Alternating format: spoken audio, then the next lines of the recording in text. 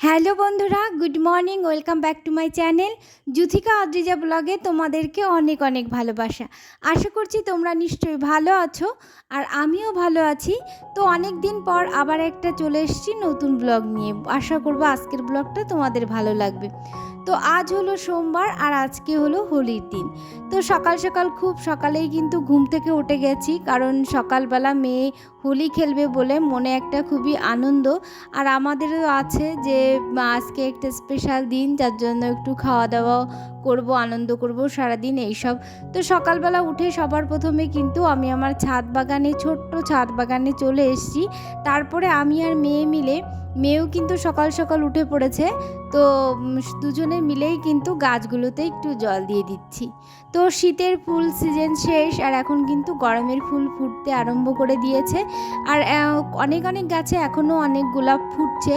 তো গোলাপের ডাল মানে মাথার দিকে ডালগুলো কেটে দিয়েছিলাম, যার ফলে নতুন করে ফুট করে আবার কিন্তু সুন্দর করে গোলাপও ফুটছে বাগানে। তাছাড়া জবা, তারপরে কামিনী, তারপরে থোকা ফুল, এগুলো সবই কিন্তু ফোটা শুরু হয়ে গেছে। তারপরে না, যে এই যে কদিন আগে একটু ঝড় হয়েছিল, তো তারপরে কিন্তু আর উপরের ছাদটা, দোতলার ছাদটা আর ঝাড় দেওয়া হয়নি। তো ঝাড় দেবো করে আর মনে থাকছে না। আর ছাদগুলো না সকালবেলা ঝাড় দিলে ভালো হয়, কারণ তাহলে ধুলোটা অনেক কম ওড়ে। আর যদি দুপুরবেলা থাকে, খুব গরম থাকে, তারপরে বিকেলে কিন্তু প্রচণ্ড ধুলো ওড়ে। যার জন্য সবসময় ছাদগুলো সকালেই ঝাড় দেওয়া ভালো, রোদের সময় একদম ঝাড় দেওয়া সম্ভব নয়।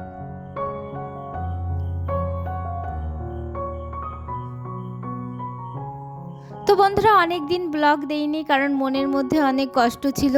আমার সুন্দর ব্লগগুলো, মানে চ্যানেলটা এত সুন্দর গ্লো করে গেছিল যে তারপরে হঠাৎ করে নানান রকম আমারই ভুলভ্রান্তিতে একদম ডাউন পড়ে গেছে। আর তার জন্য এত কষ্ট করে ব্লগ বানাতে হয়, আর তারপরে যখন ভিউয়ার্সরা সেটা দেখে না, এত মন খারাপ লাগে। তো তার জন্য আমি অনেক দিন ধরেই ব্লগ করছিলাম না। তো আবার একেবারে ছেড়ে দিয়েছি ভেবেও মনটা খুবই খারাপ লাগছিল। তাছাড়া অনেকেই যারা আমার ব্লগ দেখে, তারা আমাকে বারবার বলছিল, তুমি কেন ব্লগ দিচ্ছ না, ব্লগ দাও, ব্লগ দাও। তো তার জন্য আবার একটা ব্লগ বানালাম অনেক দিন পর। তো আশা করব তোমাদের ভালো লাগবে। তো আমার গ্রামের বাড়ি আর গ্রামের একটা মধ্যবিত্ত আমাদের পরিবার, তো সেটাই নিয়েই তোমাদেরকে আমি নানান রকমভাবে দেখিয়ে ব্লগ দিই। তো যেহেতু আজকে হোলির দিন, তার জন্য ঘর বাড়ি কিন্তু একটু মুছে পরিষ্কার করে নিচ্ছি। তো সকালবেলা উঠেই কিন্তু কাজটা শুরু। আর তারপরে এই যে কিছু গম ঝেড়েছিলাম, এই গম বলছি সরি, মুড়ি নষ্ট হয়ে গেছিলো, অনেক দিন আনা ছিল। তো সেই মুড়িগুলো এই যে আমার দেওরের ছাগলকে দিতে আসলাম। তো ছাগলগুলো মুড়ি পেয়ে একদম পাগল হয়ে গেছে। আর ছাগলের না 4টে বাচ্চা হয়েছে, একটা ছাগলের 4টে বাচ্চা হয়েছে।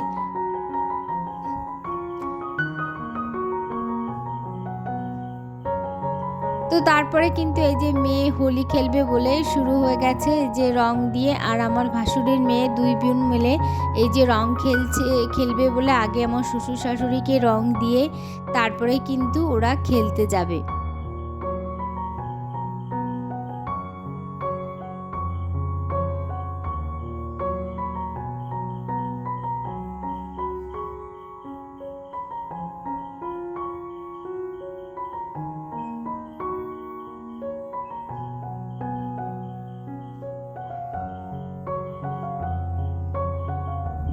তো ঠাম্মা দাদুকে রং দিয়ে দিয়েছে, এবার কিন্তু ওর বাবাকে রং দিয়ে দিচ্ছে। তো তারপরে কিন্তু ওদিকে কিন্তু সব বাচ্চারা রং খেলা শুরু করে দিয়েছে। তো আমি ওকে রান্নাবান্না করে একটু সিদ্ধ ভাত রান্না করেছিলাম, সেটাই খাইয়ে দিয়েছি। আর ওর বাবা ওকে ভালো করে সর্ষের তেল মাখিয়ে তারপরে রং খেলার ড্রেস পরিয়ে দিয়েছে। তো তারপরে আমি স্নান করে নিয়েছি, কারণ আমি একবারে স্নান করে পুজো দিয়ে তারপরেই কিন্তু রান্নাবান্না করব। আর আজকে একটু স্পেশাল রান্নাবান্না আছে, মানে স্পেশাল কি, মানে ফ্রায়েড রাইস আর চিকেন কষা, এগুলো খেতে বেশ ভালো লাগে আমাদের কাছে। তো যেদিন যেদিন একটু ভালো মন্দ খাবো মনে করি, সেদিন একটু বেশিরভাগ দিনই কিন্তু ফ্রায়েড রাইস তৈরি করি। কিন্তু আজকে কিন্তু ফ্রায়েড রাইস তৈরি করব না, আজকে করব বিরিয়ানি।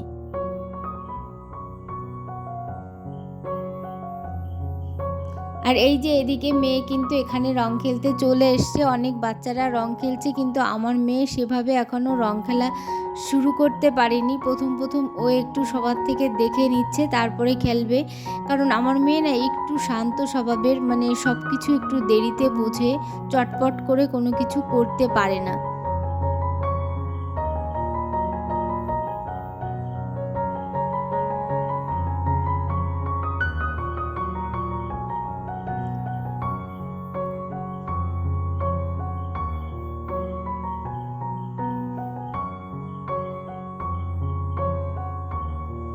তো আমি স্নান করে নিয়েছি, এবার ফুল তুলে নিচ্ছি গাছ থেকে আমাদের। তো ফুল তোলার পর কিন্তু পুজো দিয়ে তারপরে রান্নাঘরে ঢুকবো।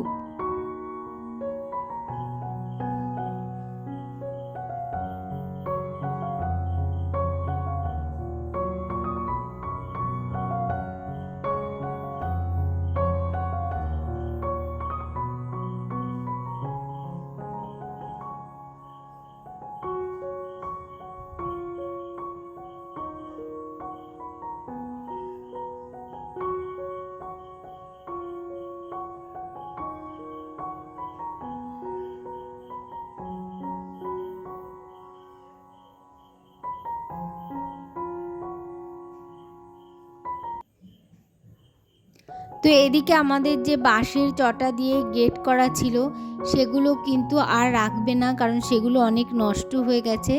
যার জন্য এখন পিলার পুঁতে তারপরে কিন্তু নতুন করে আবার এখানে একটা ঘেরা দেওয়ার ইচ্ছা আছে। এবার সেটা কি দিয়ে দেব এখনও কিন্তু ভাবতে পারিনি। সবে পিলারগুলো পোতা হচ্ছে, আর এই পিলারটা পোতা হয়েছে কিন্তু ঠিকঠাক হয়নি, যার জন্য আবার এটাকে তোলা হলো। তো আবার একটু ঠিকঠাক করে কিন্তু পোতা হবে, আর এগুলো অনেকটা সময় লাগবে। কারণ আমার হাজব্যান্ডের যেদিন একটু ছুটি পাবে সেদিন হয়তো একটা করে লাগাবে। তো এভাবে সময় লাগবে। তারপরে যে কি দিয়ে ঘেরা করব সেটা এখনও ফাইনাল হয়নি, কারণ 2-3 রকমের চিন্তা ভাবনা রয়েছে। আর এই যে রান্নাঘরে কিন্তু আগে হাঁড়ি ভর্তি জল গরম করে নিলাম, তারপরে এখন চিকেনটা রেডি করে নেব। তো মশলা কষিয়ে নিয়েছি, আর এবার কিন্তু মাংসগুলো দিয়ে দিলাম। আর বিরিয়ানি হবে যেহেতু, বিরিয়ানির মতো করে বড় বড় সাইজের মাংসগুলো কেটে আনা হয়েছে।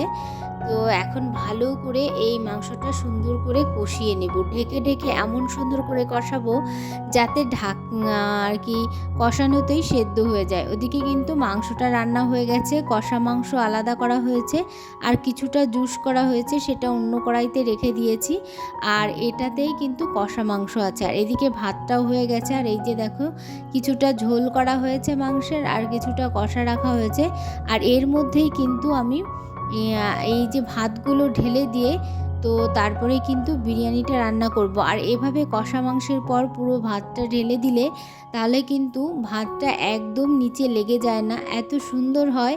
আর এটাই কিন্তু আমি ফার্স্ট টাইম করব। আমি ভেবেছিলাম হয়তো আমি এটা সফল হব না, কিন্তু আশা করছি এটাতে সফল হতে পেরেছি। তো কিন্তু ভাতটা ঢেলে দিতে অনেকটা তাপ লাগছিল, যার জন্যে মানে খুবই কষ্ট হচ্ছিল। তো পুরো ভাতটা ঢেলে দিয়েছি। এবার এক এক করে গোলাপ জল, কেওড়া জল, ঘি, তারপরে বেরেস্তা, তারপরে যে আর কি কেশর ভেজানো দুধটা সেটাও দিয়ে দিয়েছি। আর এই যে বিরিয়ানি মশলাটা দিয়ে দেওয়া হলো, আর এখন কিন্তু এই যে বেরেস্তাগুলো ছড়িয়ে দেওয়া হচ্ছে।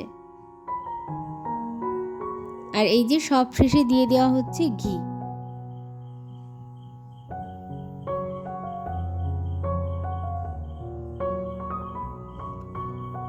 আর একটু পাটাপুটো দিয়ে ঢাকনা দিয়ে দেওয়া হয়েছিল যাতে আর কি ভাপটা না বেরোতে পারে। আর দেখো বিরিয়ানিটা কত 20 মিনিট পরে কিন্তু আমি ঢাকনাটা খুলেছি, আর দেখো কতটা সুন্দর হয়েছে বিরিয়ানিটা, আর নিচে কিন্তু একদম লেগে যায়নি।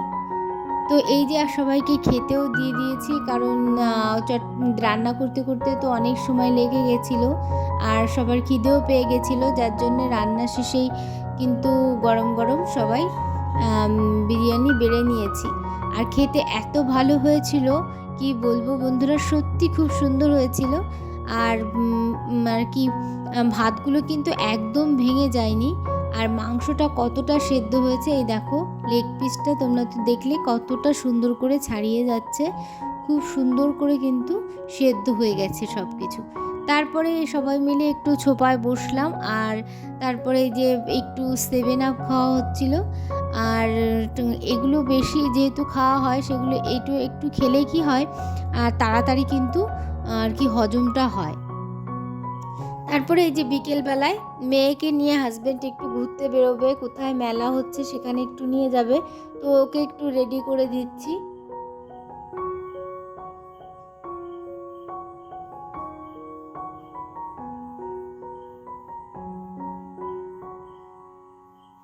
হ্যালো বন্ধুরা, অনেক দিন পরে কিন্তু ব্লগ দিলাম। তোমাদের যদি ভালো লাগে অবশ্যই কমেন্ট করবে, তাহলে কিন্তু আমি নিয়মিত আবার ব্লগ দেওয়া শুরু করব। আর যদি কমেন্ট না করো তাহলে বুঝবো যে হয়তো ব্লগ ভালো লাগছে না, তাহলে কিন্তু আমার আর ব্লগ করা হবে না। হয়তো এরকম 1 মাসে 2 মাসে একটা ব্লগ দেব, যে একদম ছেড়ে দিলে মনটা খারাপ লাগবে তার জন্য।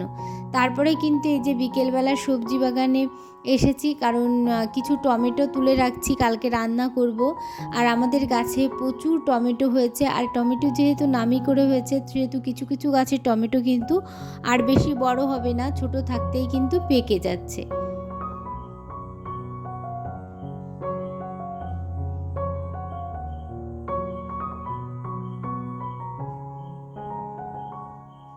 আর গাছে দেখো কত বেগুন হয়েছে, প্রত্যেকটা গাছে প্রচুর বেগুন হয়েছে। আর আমরা কিন্তু অনেক বেগুন এখানে গাছগুলো থেকে খেয়েছি, এখনও কিন্তু প্রত্যেক গাছে বেগুন হয়ে রয়েছে। মানে আর 2-3 দিন পরে 1 ঝুড়ি বেগুন তোলা যাবে বলা যায়। তো বেগুন গাছগুলো আমার হাজব্যান্ড এত পরিমাণে যত্ন করেছে যে কি বলবো, খুব সুন্দর ঘটের মতো করে গাছগুলো হয়েছে। আর তাছাড়া এই যে সবজি বাগানে এই যে লাউ গাছগুলোও কিন্তু বড় হয়ে উঠছে, কুমড়ো গাছগুলোও ছড়িয়ে গেছে। তারপরে কিন্তু উচ্ছে গাছও লাগানো হয়েছে। তো উচ্ছে গাছের যে জাংলা করে দেওয়া হয়েছিল তাতেই কিন্তু উচ্ছে গাছটা অনেক দূর ছড়িয়ে গেছে, আর অনেক ছোট ছোট উচ্ছের কিন্তু জালিও পড়েছে। এই দেখো গাছে কত ফুলও কিন্তু ফুটেছে, তাছাড়া জালিও কিন্তু পড়েছে। তো খুব তাড়াতাড়ি উচ্ছে ঝুলবে আশা করা যাচ্ছে। আর এই যে হাজবেন্ড মেয়েকে নিয়ে চললো মেলায়।